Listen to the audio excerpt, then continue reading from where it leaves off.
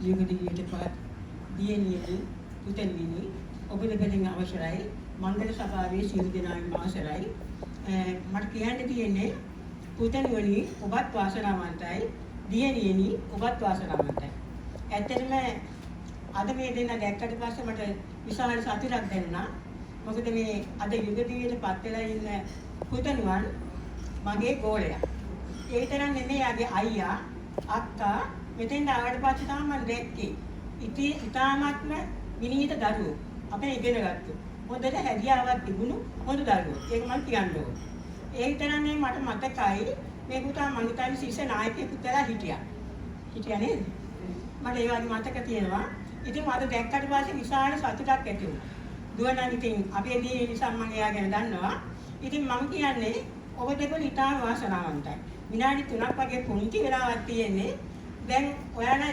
විශාල බාහිර දූර කාර්යයකට දැන් මුල පුරලා තියෙන්නේ.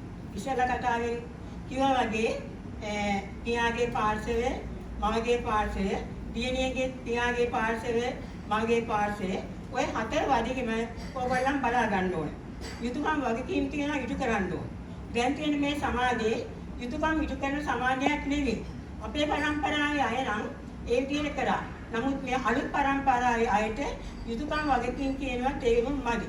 නමුත් ඔයාලා දැනගන්න යුගදිවියටපත් වුණාම ඒ වැඩ කටයුතු අපි කරන්න ඕනේ. ඒ දෙපැත්තම අපි බලා ගන්න ඕන හොඳට. අම්මා තාත්තා දැන් ඔයාලගේ එක පැත්තක පියා නැහැ අනිත් පැත්තේ පියා නැහැ නේද? ඉතින් අම්මලා දෙන්න විතරක් ඉන්නේ. ඒ මව්වරු දෙන්න ආදරෙන් රැක බලා ගන්න ඕන. මට කියන්න තියෙන්නේ පුතේ ඔයාලගේ යුගදිවිය සාර්ථක කරගන්න මේ මොකද මේ ඉවසීම අනික එකිනෙකාට විශ්වාසවන්ත වෙන්න ඕන. එකිනෙකාට විශ්වාසවන්ත නම් ඔයගොල්ලන්ගේ යුගදිවිය සාර්ථක කරගන්නවා කියන එක අරුමයක් නෙමෙයි. අනික ඉවසන්න පුරුදු වෙන්න. ජීවිතේ ඉවසන්න පුරුදු වෙනවා නම් ඒ ඉවසීමත් එක්ක ඔයාලගේ යුගදිවිය ඊටාම සාර්ථකව ගෙන යන්න පුළුවන් වෙනවා. කාටවත් ඇඟිලි ගහන්න දෙයක් නැහැ. කාටවත් කතා කරන්න දෙයක් නැහැ. ඔයාලා දෙන්න විශ්වාස නම් ඔයාලා ඉවසනවා නම් ජීවිතය සාර්ථක කරගන්න පුළුවන්. ඕන දෙයක් කතා බහ කරලා විසඳ ගන්න පුළුවන්.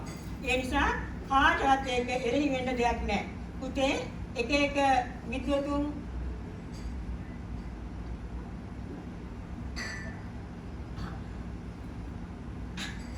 ආන්නේ මේ අම්මා තාත්තා ඉන්නවා කියනක මට මේ මොකක් හරි එකක් අහුණා කියනවා ඉස්සෙල්ලා තමයි මේ මම ඉස්සෙල්ලා කිව්වනේ හතර වරියෙන් බලාගන්න කියලා ඒ නිසා ඒක අනුපාඩුවක් කරගන්න එපා මොකද මේ අපේ මල්ලි නැති එක මම දන්නවා අනික මම දැන් තාත්තා මෙතන කියුණා වගේ මතක් වුණා සමාවෙන්න තුන්වෙනි වතාවට සමාවෙන්න ඉතින් මම මේ කියන්නේ විවාහය කියනක අර්ථකථන දක්වලා තියෙනවා විද්වතුන් දියන්නේ විශ්වාසය වායන්නේ වාසනාව හයන්නේ හරි මඟ යයන්නේ යසත කියලා මම ඒවා දැන් ගොඩේ විස්තර කරන්න යන්නේ නැහැ පුංචි වෙලාව මට තිබ්බනම් මට කියන්න තිබ්බා මම මොනවද කරගන්න අමාරුයි ඉතින් ඒ නිසා දැන් ඔයාලා මගෙන් මේ ඉගෙනගත්තු දරුවෝ මට කියන්න තියෙන්නේ විසාකා සිටුදිනියට ධනංජය සිටුවරයා අවවාද අනුශාසනා දුන්නා මතකයිද ඒ පිටට ගෙන ඇතුළට ගන්න එපා ඇතුළට ගෙන පිටට දෙන්න එපා ඔය විදිහට කතා කියලා මම එකක්වත් විස්තර කරන්න යන්නේ හතක් තියෙන කාරණා ඒ වගේම මේ සිංහාලෝවාද සූත්‍රයේ ස්වාමියාගෙන් භාර්යාවටත් භාර්යාවගෙන් ස්වාමියාට ඉටවිය යුතු යුතුයකම් පහ තියෙනවා. පහ නෙවෙයි යුතුයකම් ගොඩක් තියෙනවා. නමුත් කෙටි කරලා පහ දක්වලා තියෙනවා. ඒවා ඔයාලා කටපාඩම් කරලා තියෙනවා. විභාගේ පාස් වෙලා තියෙනවා. ඒ සම්මානතරන් තියෙනවා. ඉතින් මම අමුතියෙන් කියන්න දෙයක් නැහැ උගත් දෙපළක්. ඒ නිසා ඔයාලට අවසාන වශයෙන් මම මේ කියන්නේ ඔයාලගේ යුගදිවිය සාර්ථක කරගන්න ඉවසීම කියන එක ප්‍රගුණ කරගන්න ජීවිතේ හැමදාම. කවදාවත් පුතේ දෙන්නේ ගැලපෙන්නේ නැහැ. ඔය මොනවා කතන්දර කිව්වත් කිසිම කෙනෙක් දෙන්නේ ගැලපෙන්නේ නැහැ. අපි ගලපගෙන ජීවත් වෙන්න ඉගෙන ගන්න ඕනේ. ස්වාමියා මොකටද කැමති? ඒක එයා අඳුනා ගන්න. එපා කියන දේ අඳුනා ගන්න.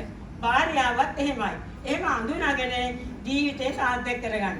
අපි තාම හැදෙනවා. ඒක තමයි වෙන්නේ. තාමත් හඳුනා ගන්නවා. ජීවිතේ ඕක තමයි දෙන්නේ ගැලපෙන්නේ නැහැ. ගලපා මැරෙනකම් ජීවත් වෙනවා. ඕක තමයි වෙන්නේ.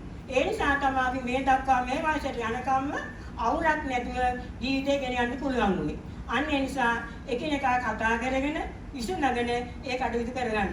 අවසාන වශයෙන් ඔබ දෙපළට මම ප්‍රාර්ථනා කරන්නේ යහපත් දූ දරුවන් රටට වැඩිදායි දූ දරුවන් ලැබ ජීවිතය සාර්ථක කරගන්න කියලා. මහා තුපේ සීමා බෝධි දළදා වහන්සේගේ පීඨෙන් ආරක්ෂාවෙන් ඔබ දෙපළගේ ජීවිතේ සදාපකාරම සාර්ථක වේවා. කිදිනකවත් කිසිම කරදරයකට ගොදුරු නොවේවා. අවසානයේදී ඔයාලා පතන්නා වූ ඒ මාර්ගයකට යන්න වාසනාව ශක්තිය ධෛර්යය ලැබේවායි කියලා ආශිර්වාද කරමි. මම නියදෙනවා සියලු දෙනාට සම්මා සම්බුත් සරණයි.